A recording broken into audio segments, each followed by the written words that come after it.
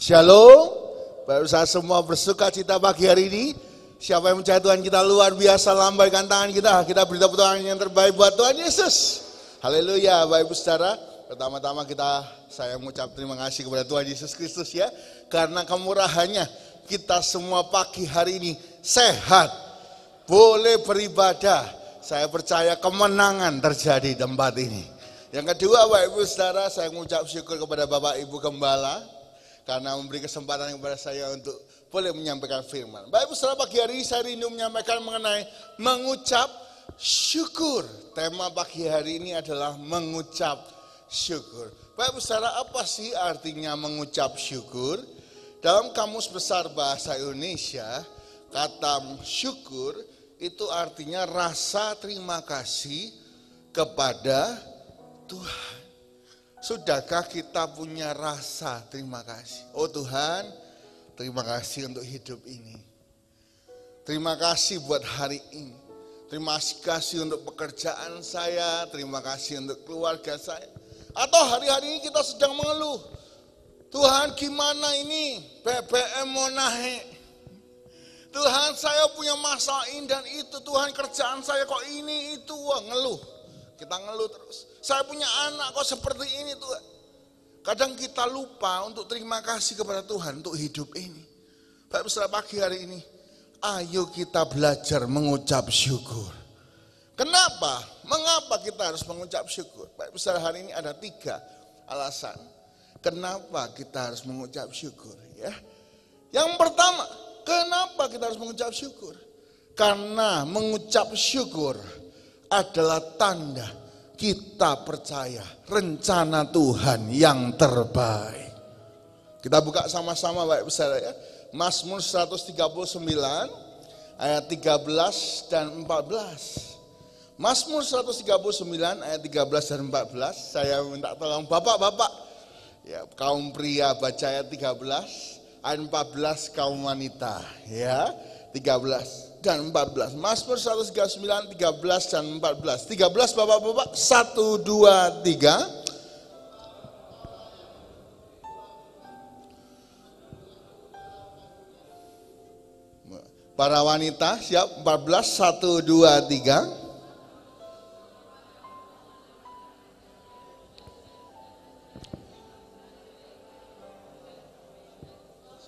Benar-benar menyadar, aku bersyukur kata pemazmur karena kejadianku dahsyat dan ajaib. Tahukah Bapak Ibu saudara, hari ini Tuhan punya rencana yang dahsyat dan ajaib untuk hidup kita.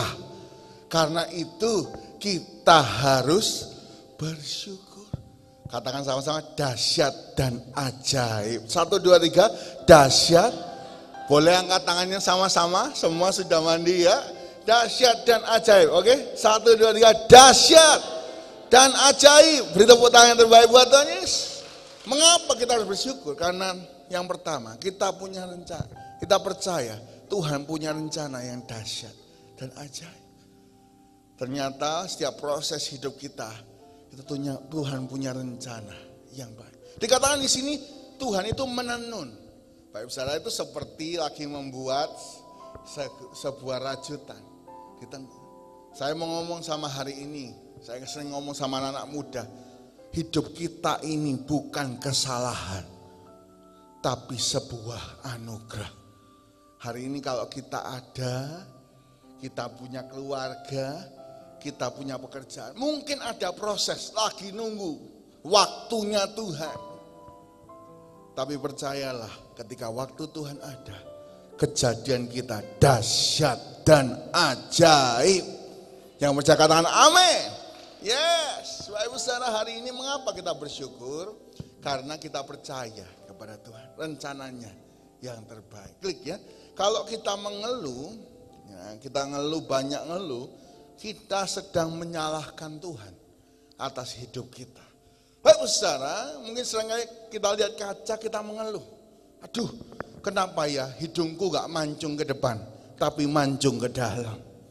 Mungkin kita mengeluh atas hidup kita. Kenapa ya aku kok punya keluarga seperti ini? Kenapa ya aku punya masalah seperti ini? Bapak Ibu saudara, kalau kita bisa milih ya, Saya bisa milih, mungkin saya milih lahir di kerajaan Inggris. Lahir langsung jadi pangeran. Ya. Mungkin kita bisa milih yang lain. Ada anak muda ketika saya khotbah gini, oh saya milih lahir jadi Rafathar katanya. Rafathar itu anaknya Raffi Ahmad. Ya. Wah, bisa milih lahir jadi konglomerat, tak punya masalah rasanya. Kenapa saya harus lahir di keluarga ini? Kenapa saya harus kerja-kerjaan ini? Bapak Ibu Saudara, percayalah kalau kita taruh di keluarga kita, Tuhan taruh kita sebagai mujizat untuk keluarga kita. Karena itu ayo belajar bersyukur. Seringkali kita susah untuk bersyukur ya. Ayo belajar bersyukur. Satu kali Bapak Ibu Saudara, ada seorang Perdana Menteri. Ia disebut sebagai Perdana Menteri puji Tuhan. Kenapa? Karena apapun yang terjadi, dia akan berkata, puji Tuhan. Ya. Satu kali karena dia positif vibes, auranya positif, perkataannya positif, ya, bukan sebuah toxic, ya, auranya enggak maki-maki ngeluh. Semua orang suka sama dia, termasuk raja. Raja itu suka sama Perdana Menteri puji Tuhan. Raja suka ngajak Perdana Menteri jalan-jalan di taman. Ketika sedang jalan-jalan di taman, raja nggak lihat. Ia mau ngambil bunga, langsung diambil Bapak Ibu Saudara. Ternyata ketika diambil itu semua penuh duri. Tangannya di sini robek semua, berdarah-darah. Dia teriak, aduh. Ternyata kena darah semua. Apa kata Perdana Menteri puji Tuhan Bapak Ibu Saudara? Puji. Wah, raja marah. Kamu ini gimana sih? Ada orang berdarah-darah, kesakitan, kamu ngomong puji Tuhan. Masuklah kamu ke penjara, tangkap dia, pengawal. Wah, maka Perdana Menteri puji Tuhan dimasukkan ke dalam penjara. Ketika dimasukkan dalam penjara, raja diperban tangannya. Keesokan harinya, raja masih ngotot, tetap ingin berburu. Ketika dia sedang berburu, dia lihat rusa yang begitu cepat, dia kejar. Karena ngejar rusa yang begitu cepat, semua ajudannya ketinggalan. Ketika ngejar terus, ternyata raja didapati sendirian. Dan ada suku kanibal datang menangkap raja. Raja dimasukkan ke dalam kerangkeng. Ternyata suku-suku ini pengen mempersembahkan raja itu ke dewanya. Dibakar, dicek kakinya, pahanya, kepalanya, badannya. Lalu dicek tangannya, ternyata tangannya penuh luka karena kena duri. Maka apa yang terjadi? Karena kalau ngasih dewa itu harus sempurna. Oh ini gak sempurna. Dilepaskan, cari yang lain. Wah, raja ini lari ke istana. Bukan cari siapapun, gak noleh siapapun. Dia masuk ke dalam penjara, dia buka penjara itu. Dia peluk Perdana Menteri puji Tuhan, dia berteriak, puji Tuhan. Perdana Menteri gak tahu apa-apa, juga berkata apa? Puji Tuhan. Apa yang terjadi? Diceritakan. Ternyata kadang yang sakit dalam hidup kita itu menyelamatkan kita. Mungkin kita hari berkata, Tuhan, masalah ini nyakiti aku. Aku sakit kalau kena masalah ini. Tuhan, karena anakku seperti ini, aku jadi berantakan seperti ini. Tuhan, karena masalah ini aku sakit luar biasa. Pikiran, perasaan kita mungkin kepikiran. Pak Besar, hari ini kenapa kita bisa mengucap syukur untuk hidup? Kadang punya masalah, banyak masalah. Karena kita percaya rencana Tuhan itu dahsyat dan ajaib. Nanti kalau kita ikut terus rencana Tuhan, semua akan indah pada waktunya Tuhan. Kejadian kita dahsyat dan ajaib. Beri tepuk tangan yang terbaik buat Tuhan. Kadang ada sesuatu yang menyakitkan dalam hidup kita, tapi ternyata itu membuat kita sanggup jalan semua. Jadi indah. Tapi saudara, bagi Daud, lahir di keluarga yang gak sempurna, itu menyakitkan. Ya. Bagi Daniel, kalah perang pembuangan, itu menyakitkan. Kalau mereka bisa milih, mereka hidup di keluarga itu enggak, milih yang lain. Tapi karena keluarga itu, karena keadaan itu, rencana Tuhan dahsyat dan ajaib dalam hidupnya. Demikian juga kita bersyukur hari ini untuk hidup kita. Karena Tuhan punya rencana yang dahsyat dan ajaib. Boleh tepuk dadanya sama-sama, aku bersyukur. 1, 2, 3, aku bersyukur. Bersyukur. Satu kali Bapak Saudara, ada seorang anak muda, karena orang tuanya miskin, ia gak sanggup sekolah. Karena gak sanggup sekolah, maka dia buta huruf Bapak Saudara. Dia pengen sekolah tapi tidak bisa. Ketika dia didapati dirinya buta huruf, dia tetap harus kerja. Tapi kalau uang, kehidupan sehari-hari dia tahu ya, 10.000, 20.000 ya, cemban, nomban, cepek cing, tahu dia Bapak Saudara ya. Tahu. Nah, ketika dia melamar kerja, satu kali dia melamar kerja jadi penjaga toilet. Ternyata ngelamar jadi penjaga toilet harus bisa baca. Terus dia jualan sampai dia punya toko yang besar, toko buah. Lalu anak buahnya ngomong, bos ini buta huruf aja, punya toko sebesar ini. Kalau bos bisa baca, kira-kira jadi apa? Bosnya berkata, kalau aku bisa baca, jadi apa Bapak Ibu Saudara? Penjaga toilet. Kadang hidup kita ada kelemahan-kelemahan, ada keterbatasan-keterbatasan. Tuhan taruh supaya kita menemukan jalan apa yang Tuhan mau. Sehingga hidup kita diubahkan dan berkemenangan. Hari ini Bapak Ibu Saudara, Tuhan itu lebih tertarik mengubah hati daripada cuma mengubah masalah. Ingat ya, orang Israel itu ya. Kalau Mesir ke Kanaan cuma 40 hari alias 1,5 bulan. Kenapa kok diputer-puter sama Tuhan? Karena Tuhan lebih tertarik bukan berkati jasmani, tapi mengubah hati. Tuhan pengen hati kita berubah. Dari yang suka ngeluh menjadi percaya. Tuhan punya rencana yang dahsyat dan ajaib bagi hidupku. Katakan sama-sama ya. Tuhan punya rencana yang dahsyat dan ajaib bagi hidupku. 1, 2, 3. Tuhan punya rencana yang dahsyat dan ajaib bagi hidup. Satu kali kita lihat rencananya indah dalam hidup kita. Beri tepuk tangan yang terbaik buat Tuhan Yesus.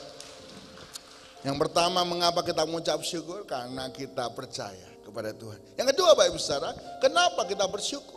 Karena mengucap syukur adalah jalan menikmati mujizat. Ya, jalan menikmati mujizat. Kita buka sama-sama Yohanes 6 ayat yang ke-11. Yohanes 6 ayat 11.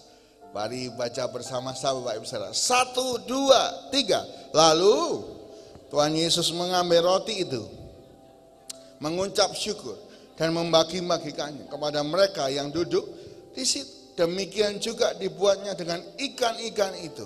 Sebanyak yang mereka kehendaki Bapak Ibu Saudara. Wow.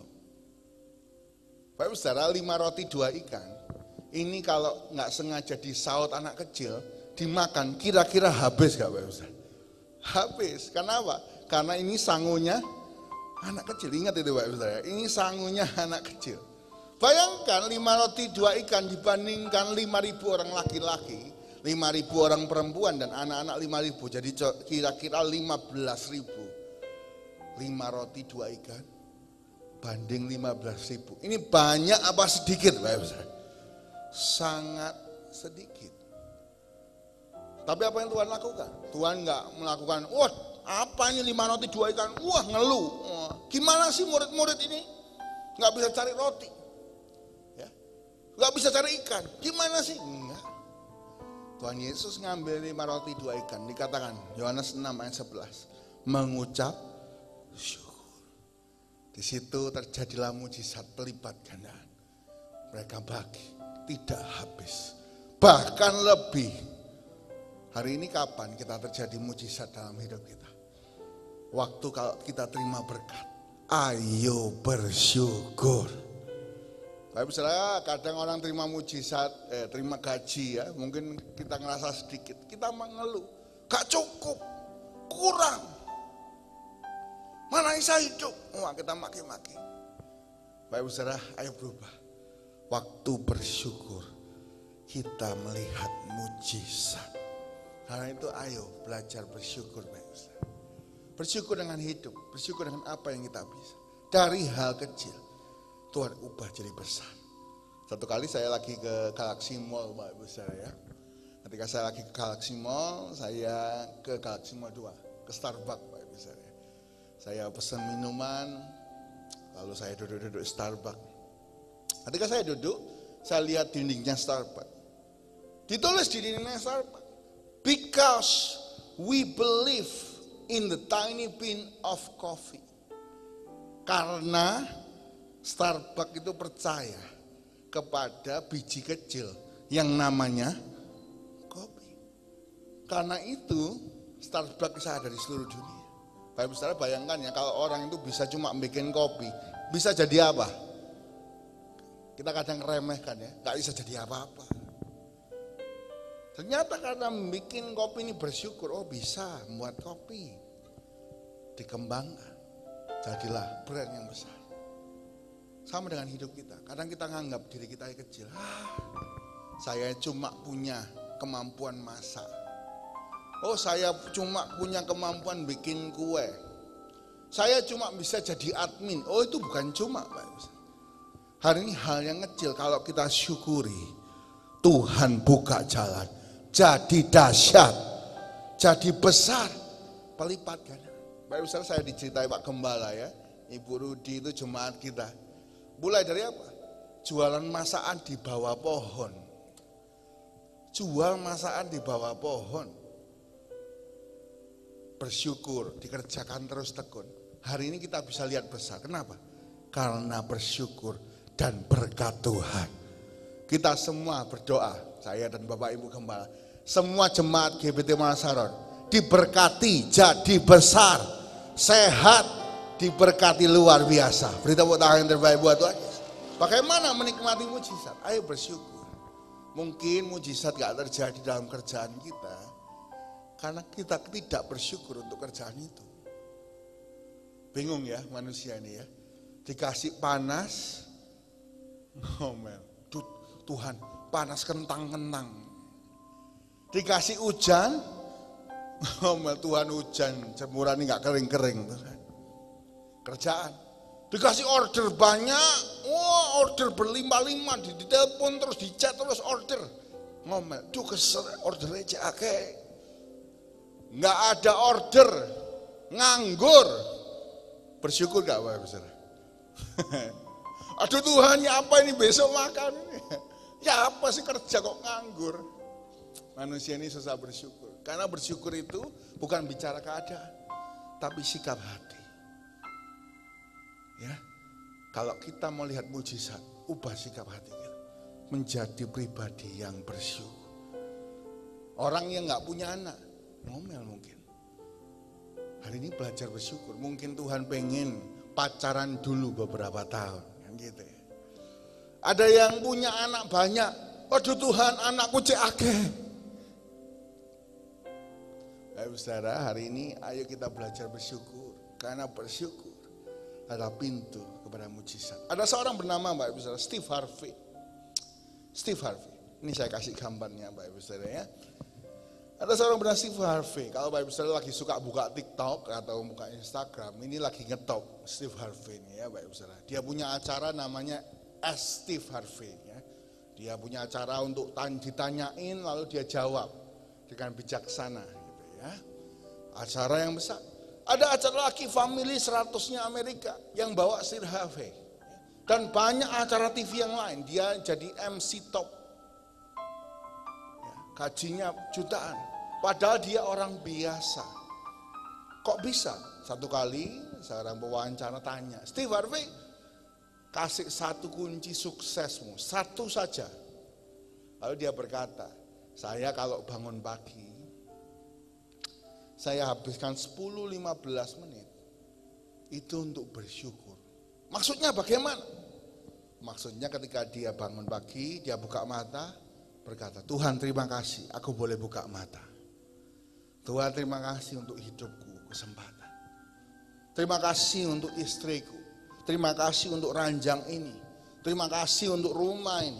Terima kasih untuk anak-anakku Tuhan. Terima kasih untuk mobilku. Terima kasih untuk kerjaan yang Tuhan beri. Terima kasih Tuhan.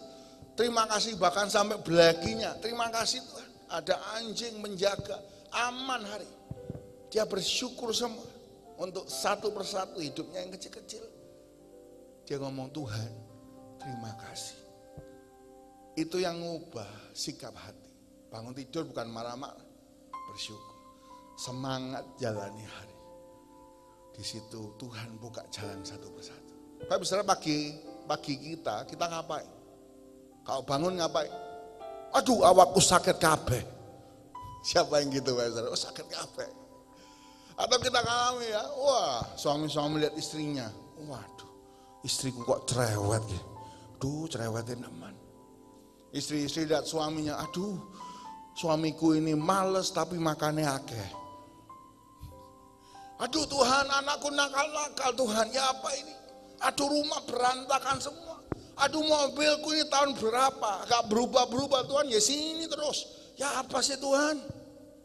Kerjaanku akeh, capek.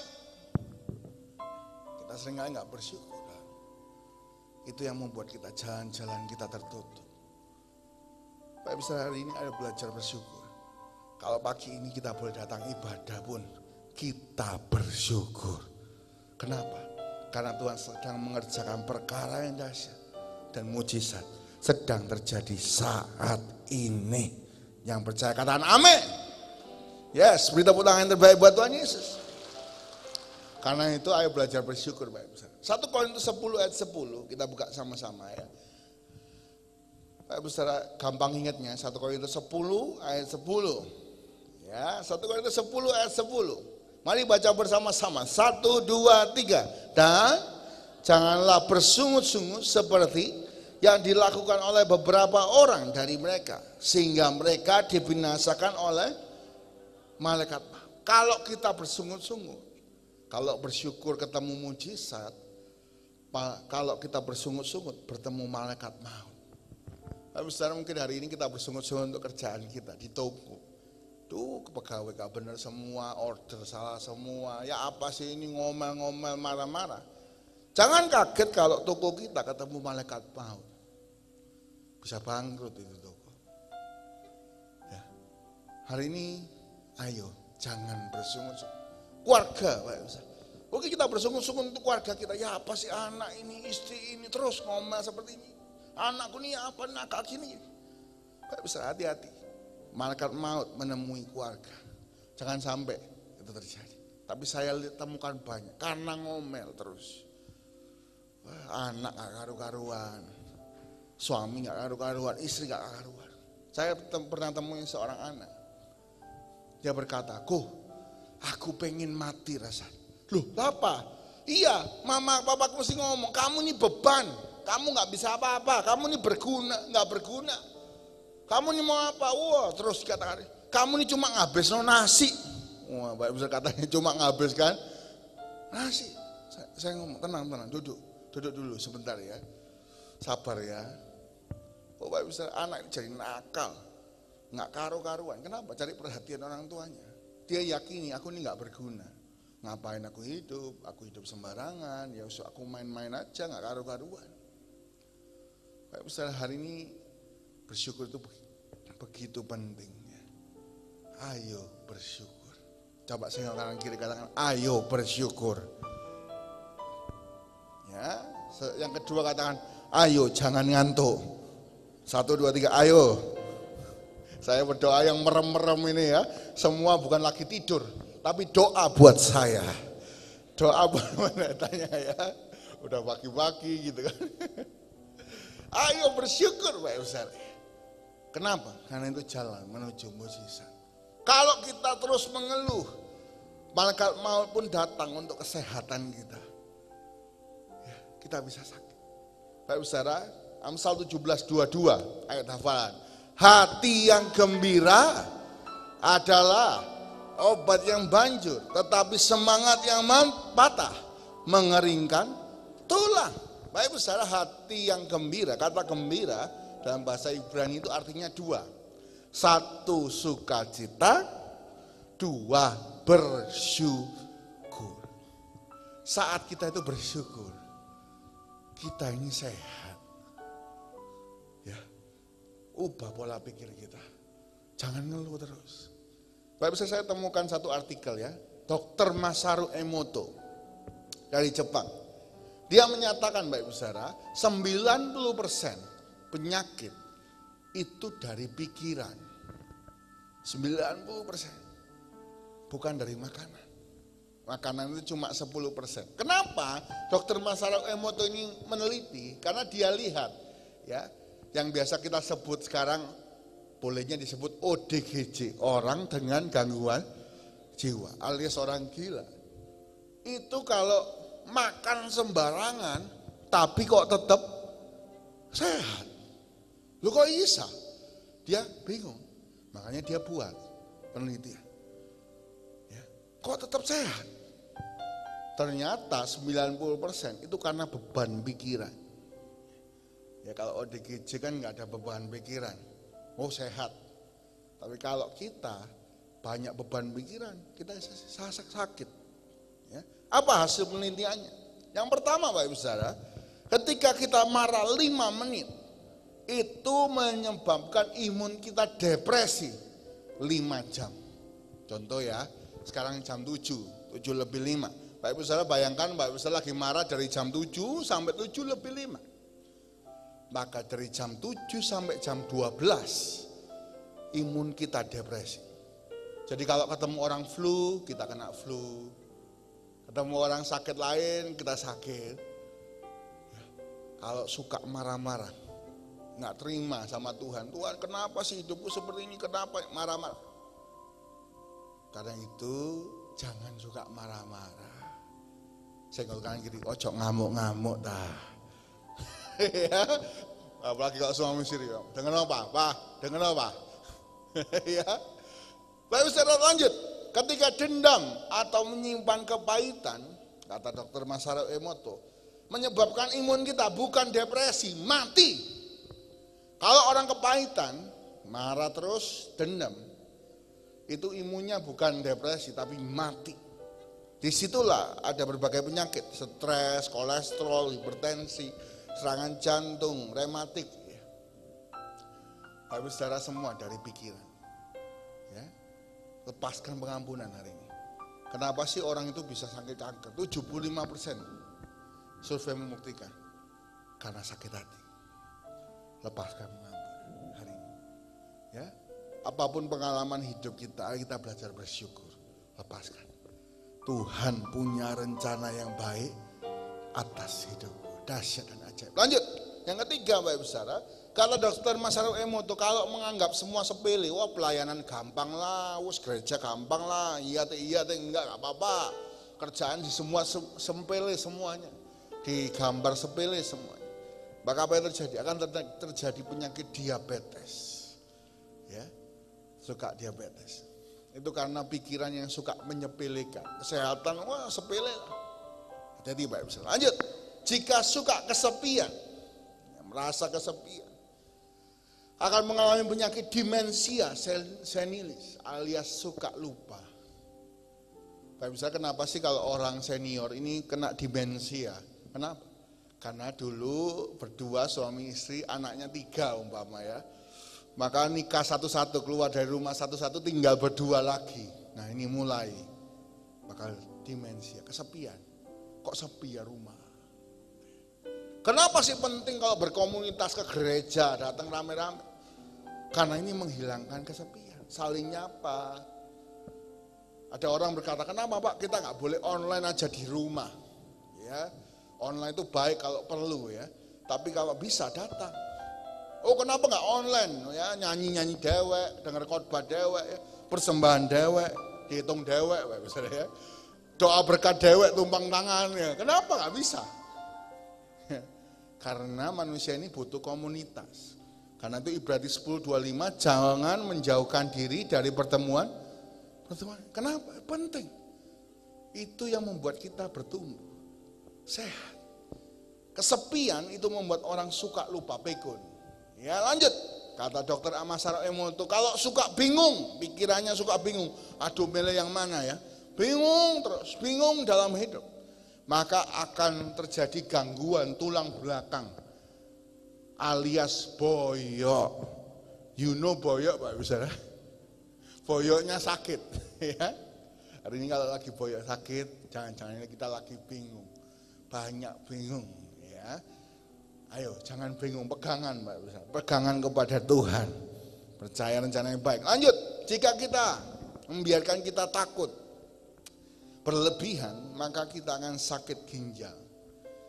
Dr. Masaru Emoto itu memperhatikan orang sakit ginjal. Kenapa sih orang ini bisa sakit ginjal? Ternyata karena suka takut. Takut terus. Sedikit-sedikit takut. Dengar berita sedikit takut terus. Itu kena ginjal. Bapak Ibu Saudara, hari ini jangan takut. Kenapa? Bukan karena kita hebat, tapi karena Tuhan kita hebat. Dan Tuhan sangat mengasihi kita. Beri tepuk tangan yang terbaik buat Tuhan. Kita harus nyanyi itu ya. Ku tidak takut, sebab Kau besertaku. Ku tidak bimbang, sebab Engkau Allah. Amin. Bapak Ibu Saudara, boleh apapun terjadi, beritanya sekarang lagi banyak ya. Oh, tentang BBM naik, tentang krisis yang akan datang. Saya mendengar, saya membaca. Tapi hari ini jangan biarkan ketakutan. Ingat ya, burung di udara Tuhan pelihara. Bunga bakung dikasih baju. Terlebih kita yang dicintainya. Bapak Ibu Saudara, hari ini pegang firman Tuhan. Imbangi ya, jangan banyak baca koran aja, atau TV aja, atau sosmed aja. Imbangi dengan firman. Bapak Ibu Saudara, kalau kita nggak imbang, kita akan ketakutan. Karena bagi media, ini istilah umum, bad news is a good news. Kalau semakin beritanya serem, semakin beritanya gampang naik. Maka yang dinaikkan itu yang serem-serem. Ya, mungkin baru tahu, boleh dicatat. Bagi jurnalistik, bad news is a good news. Berita yang buruk, berita yang menakutkan, ini laku. Karena itu seringkali yang menakutkan bagi kita itu naik. Boleh baca koran, boleh baca sosial media, tapi imbangi dengan firman. Kalau enggak kita akan ketakutan. Ketakutan enggak jelas. Waduh ya apa ya, siapa yang nyimpan uang ya, kerja apa ya yang backupnya ya, ya apa uangku yang ini ditaruh mana ya, bingung, takut. Ya, karena itu imbangi dengan firman. Lagi ada cacar monyet. Oh terus berita itu ada. Bad news is a good news. Diangkat. Oh orang tertarik baca. Bagus, baca banyak. Tapi jangan lupa baca firman. Firman itu ngasih makan roh kita, iman. Kita hidup bukan hanya dari kata orang, kata media, tapi kita hidup dari kata Allah. Apa yang Tuhan katakan itu yang jadi. Ya, karena itu jangan ketakutan. Ayo jalan serta Tuhan. Lanjut Bapak Ibu Saudara. Kalau suka negatif thinking atau berpikir buruk, maka orang akan mengalami sulit pencernaan. Kalau hari ini kita kesulitan untuk buang air kecil atau buang air besar, jangan-jangan kita negatif terus sama orang gitu ya. Lanjut, yang selanjutnya. Kalau suka emosi atau pemarah, maka bisa hepatitis. Hepatitis. Berikutnya, kalau suka apatis, tidak pernah peduli lingkungan, nggak nyapa. Ini penurunan kekebalan tubuh ya. Sekali lagi karena komunitas itu penting. Orang kalau nggak suka nyapa, nggak suka salaman, ketemu nggak peduli, bakal terjadi penurunan kekebalan tubuh. Karena itu Bapak Ibu Saudara, ada penyakit di kota. Ini bedanya desa sama kota. Di kota ada penyakit namanya autoimun. Imunnya drop. Kenapa? Seringkali di kota nggak peduli. Saya mau tanya sama Bapak Ibu. Nama tetangga Anda siapa? Tahu nggak? Tetangga kanan namanya siapa? Beruntung kalau sebelah itu dokter ya, ada plaknya. Oh tetanggaku namanya dokter ini. Kalau enggak, tahu nggak? Oh kalau di kota nggak peduli tetangganya siapa, kanan kiri bebas. Itu yang membuat di kota banyak penyakit. Kalau di desa, satu kampung kena, ya kan? Bapak itu, siapa? Tahu ini, gitu ya. Itu beda. Karena itu hari ini jangan sampai gak peduli sama orang. Mulai dari tetangga kita, mulai dari teman ibadah kita. Duduk sebelah, tahu namanya siapa? Gak tahu ya Pak. Ya. Saya lihat Bapak Ibu Saudara banyak ya pengerja-pengerja yang ketemu bagus. Terutama kalau ngomong firman, bagus. Ya, karena itu harus saling memperhatikan, ya, ubah hidup kita. Kalau orang suka nggak peduli, apatis, dia akan kekebalan tubuhnya turun. Lanjut, ya. Kalau sering membiarkan diri stres, kalau mulai stres biasanya gangguan pencernaan lagi, ya. Lanjut, kalau khawatir itu nyeri punggung, sini Pak Ibu Saudara ya, sini. Nah, kalau suka sakit sini tegang semua. Itu khawatir. Cie yang khawatir. Ya, kalau anak-anak muda biasanya punggungnya masih muda, sininya sakit semua, itu suka khawatir. Ya. Saya tanya, kok ini sakit kabeh kok awakku? Lu apa khawatir ta? Lu kok tahu? Katanya Pak Ustaz, khawatir, kadang khawatir jodoh, khawatir masa depan. Bahu suka khawatir. Bau suka sakit itu khawatir ya. Lanjut, kalau suka tersinggung itu susah tidur. Kalau kita suka tersinggung, tidur kita pasti nggak maksimal. Ya, ubah pikiran, lepaskan pengampunan, jangan tersinggung. Ya. Bapak Ibu Saudara ingat ya, jaga hati. Karena dari ini hati ini terpancar, bukan cuma muka yang berubah. Hidup dari hati terpancar itu. Jangan terus suka masukkan sampah ke hati. Lanjut yang terakhir Bapak Ibu Saudara ya. Jika suka bersedih atau merasa rendah diri, maka kita bisa terkena penyakit leukemia. Mungkin kita marah sama keadaan kita, aku lahir mukanya seperti ini. Kita rendah diri, gak seperti orang itu. Aku kalah kaya, kalah senang, kalah hidup enak. Kita rendah diri terus. Kita akan terkena penyakit leukemia. Kata dokter Masaru Emoto. Ternyata pikiran itu menentukan hidup. Kalau suka mengeluh, suka negatif, jangan kaget kita ketemu malaikat maut. Doa kami Bapak Ibu Saudara ya. Saya Bapak Ibu Gembala, kalau saya ulang tahun, doanya bukan buat saya aja. Bapak Ibu Gembala kalau doakan saya, jemaat semua, jemaat jam 6, jam 8, jam 10, semua didoakan. Terutama yang pagi-pagi ini semangat ya. Saya doa, kita berdoa. Semua diberkati sehat, sukses, melihat mujizat, perkara yang dahsyat. Beri tepuk tangan yang terbaik buat Tuhan Yesus. Jadi yang kedua, ayo bersyukur. Kenapa? Mengucap syukur adalah cara melihat mujizat Tuhan. Yang ketiga, yang terakhir Bapak Ibu Saudara, kalau satu mengucap syukur, tanda kita percaya Tuhan punya rencana yang baik. Yang kedua, tanda kita akan melihat mujizat. Yang ketiga, mengucap syukur adalah ciri mental pemenang. Kita buka sama-sama Pak Saudara. Bilangan 14 ayat 1 sampai 9. Kalau orang mengucap syukur itu mentalnya mental pemenang, bukan mental orang kalah. Bilangan 14 1 sampai 9, mari baca bergantian Bapak Ibu Saudara. Saya ayat 1, Bapak Ibu saya 2, begitu seterusnya sampai ayat 9. 1. Lalu segenap umat itu mengeluarkan suara nyaring dan bangsa itu menangis pada malam itu. 2 Bapak Ibu Saudara, 1, 2, 3.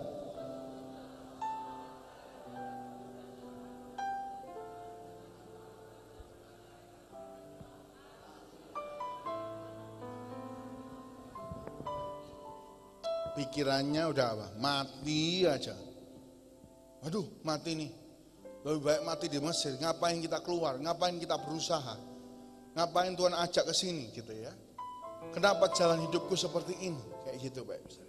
3. Mengapakah Tuhan membawa kami ke negeri ini supaya kami tewas oleh pedang dan istri serta anak-anak kami menjadi tawanan? Bukankah lebih baik kami pulang ke Mesir? 4, 1, 2, 3.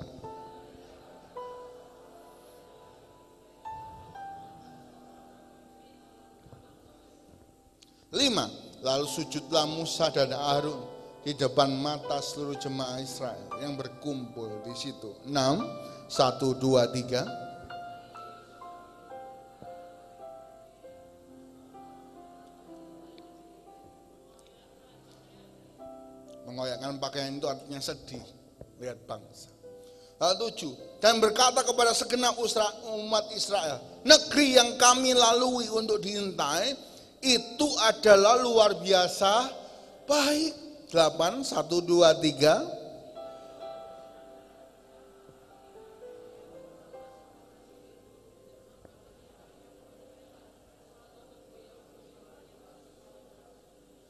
Sembilan, hanya janganlah memberontak kepada Tuhan dan janganlah takut kepada bangsa negeri itu, sebab mereka akan kita telan habis. Yang melindungi kita, melindungi mereka sudah meninggalkan mereka, sedang Tuhan menyertai kita. Janganlah takut kepada mereka.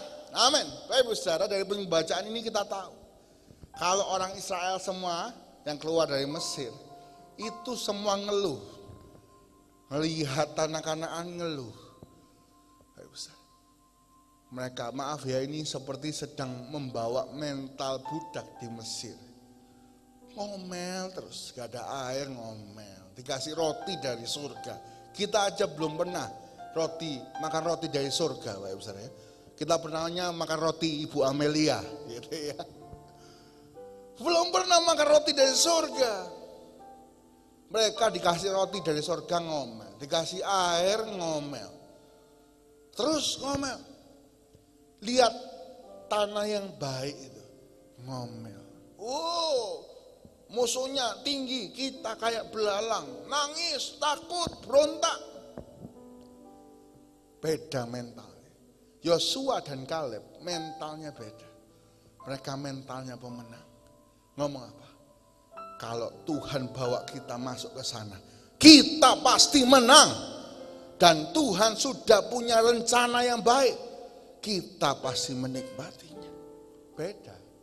Apa yang terjadi Bapak Ibu Saudara? Terjadilah sesuai iman mereka. Yosua dan Kaleb masuk tanah Kanaan. Sedangkan semua yang nangis, semua yang ngeluh, masuk enggak Bapak Ibu Saudara? Enggak. Mereka habis di padang gurun. Hanya generasi yang lahir di perjalanan. Dan Yosua dan Kaleb itu yang masuk Kanaan. Bapak Ibu Saudara, kalau hari ini kita mau masuk ke tanah yang baik, waktu yang baik, ayo kita semua belajar punya mental pemenang. Bersyukur untuk setiap proses yang Tuhan taruh. Percayalah, proses itu membawa kita kuat dan penuh kemenangan. Bapak saudara, mental pemenang itu bersyukur. Contohnya siapa? Daud. Daud tidak mengeluh, dia lahir jadi anak nomor 8. Nomor 8 ini sia-sia. Bagi orang Yahudi 7 sempurna, 8 sia-sia. Daud tidak pernah ngeluh loh Bapak saudara. Gak pernah keluar dari mulut Daud, Tuhan kenapa aku lahir nomor 8? Saudara-saudaraku enak, aku gak enak. Kenapa Tuhan? Gak pernah. Daud tak pernah ngeluh, dia ditaruh di padang, ngembalakan 2-3 ekor domba. Bapak saudara, kerjaan apa sih yang bagus?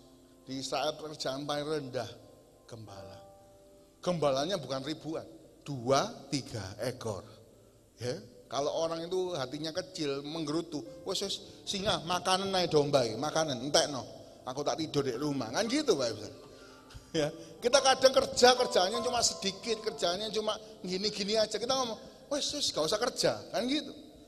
Tapi Daud mentalnya bersyukur, kecil diterima, iya gak apa-apa, aku bersyukur untuk jadi gembala, aku bersyukur untuk kerjaan ini, 2-3 ekor domba pun. Aku bersyukur.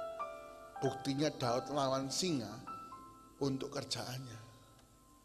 Daud tak pernah ngeluh. Dia memuji Tuhan. Daud tak pernah ngeluh ketika ketemu Goliat. Tuhan kenapa sih mesti aku yang maju lawan Goliat? Kalau aku mati gimana? Tuhan gerakkan hatinya, maju. Nggak pernah ngeluh. Daud. Mungkin ini kita ngalami ya. Tuhan kenapa sih toko sebelah modalnya besar kayak Goliat ya? Tokonya sudah besar, saya masih kecil Tuhan. Mental kita harus diubah, mental pemenang. walaupun saya kecil, yang saya pegang kecil. Kalau Tuhan berkati saya pasti diangkat jadi besar, jadi kokoh, jadi dahsyat. Itu yang dialami Daud. Daud diubah dari orang yang bukan apa-apa menjadi raja Israel karena hati. Boleh catat Bapak Ibu Saudara, berkat Tuhan itu tergantung hati kita. Kalau hati kita kecil, berkat Tuhan juga kecil. Saul contohnya. Saul itu terima jadi raja, tapi hatinya tetap hati kecil. Ketika perempuan bernyanyi, Daud membunuh berlaksa-laksa. Daud membunuh berlaksa-laksa. Saul membunuh beribu-ribu. Hatinya kecil, tersinggung. Padahal ketika perempuan itu nyanyi, siapa rajanya Bapak Ibu Saudara? Saul. Saul itu kalau hatinya besar, panglimanya hebat semua, harusnya dia bangga. Wah, gak apa-apa, panglima hebat semua, rajanya tetap aku. Gitu kan? Tapi hatinya kecil, iri. Iri, gak bersyukur, dia raja, benci, hatinya kecil. Jatuh, beda sama Daud. Daud hatinya besar. Gak apa-apa aku hidup dari bawah. Gak apa-apa aku hidup bukan jadi favorit. Gak apa-apa aku hidup bukan modalnya banyak. Gak apa-apa. Tapi yang penting aku punya Tuhan. Itu kata Daud. Karena itu hidupnya diubah. Dia bisa bersyukur walaupun nasibnya gak seberapa baik. Karena itu dia diubah sama Tuhan. Nasibnya baik. Mental itu menentukan nasib. Mental pemenang. Contohnya apa? Cirinya apa? Bersyukur. Penutup Bapak Ibu Saudara ya. Klik ya. Perasaan kita akan menentukan pikiran kita. Kalau perasaan pikiran kan mikir ya. Aduh kalau perasaan kita sedih, perasaan kita gak bersyukur, perasaan kita menggerutu, pikiran kita juga jelek terus. Aduh kenapa nasibku kayak gini? Aduh kenapa ya nasibku kayak gini? Kenapa anakku kayak gini? Jelek terus. Maka pikiran perasaan akan menentukan perkataan. Marah-marah yang jelek-jelek terus. Maka akan mengerjakan tindakan. Baik Saudara kelihatan ya orang kalau gak bersyukur, datang kantor, telat-telat. Ya, gak bersyukur untuk pelayanan, nyepelekan pelayanan. Gak bersyukur, lalu apa yang terjadi? Bawa barang dibanting, rasanya gak bersyukur. Lah apa sih aku kerjain gitu ya. Gak ada bersyukur-bersyukurnya, gak ada senyum-senyumnya. Besar. Maka tindakan kita akan menjadikan apa? Kebiasaan. Kebiasaannya malas, kebiasaannya telatan, kebiasaan marah-marah, kebiasaan gak peduli barang. Ya. Akan terjadi apa? Setelah kebiasaan jadi watak. Gitu terus. Dan akan menjadi nasib kita. Berbeda kalau orang bersyukur. Pak Saudara, kalau orang bersyukur itu bisa memegang barang dengan baik. Bersyukur untuk pelayanan, maka gak telat untuk pelayanan. Bersyukur untuk kerjakan sepenuh hati. Bersyukur untuk keluarga, diajak kumpul, ngomong yang baik. Apa yang terjadi? Perkataan yang baik, tindakan yang baik, watak yang baik. Nasibnya pun baik. Karena itu punyalah mental pemenang. Baik Saudara, ada seorang bernama Fanny Crosby sebagai penutup khotbah ini. Kita sering nyanyi ya. Ku berbahagia, yakin teguh, Yesus abadi, kepunyaanku. Baik Saudara, lagu ini diciptakan oleh Fanny Crosby dan jadi hymn.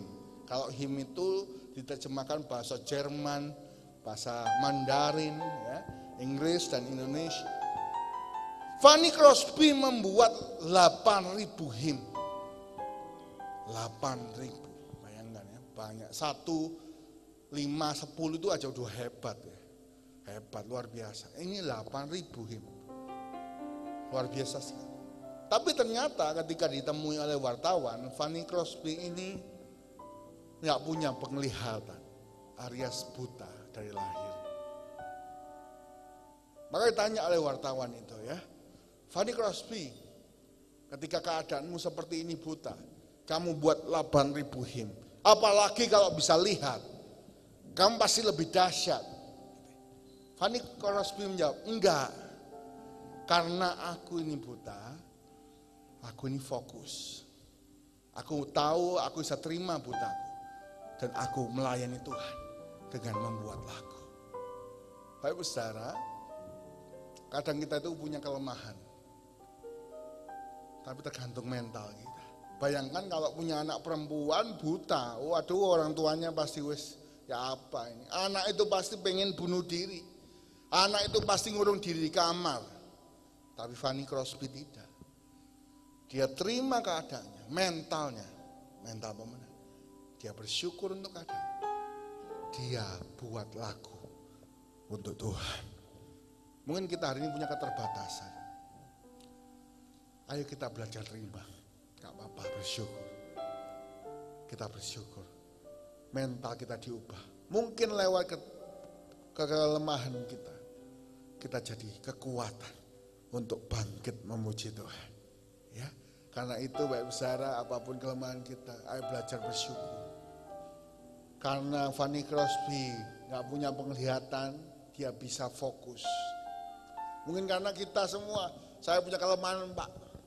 Kelemahan apa? Ya gak bisa diubah mungkin.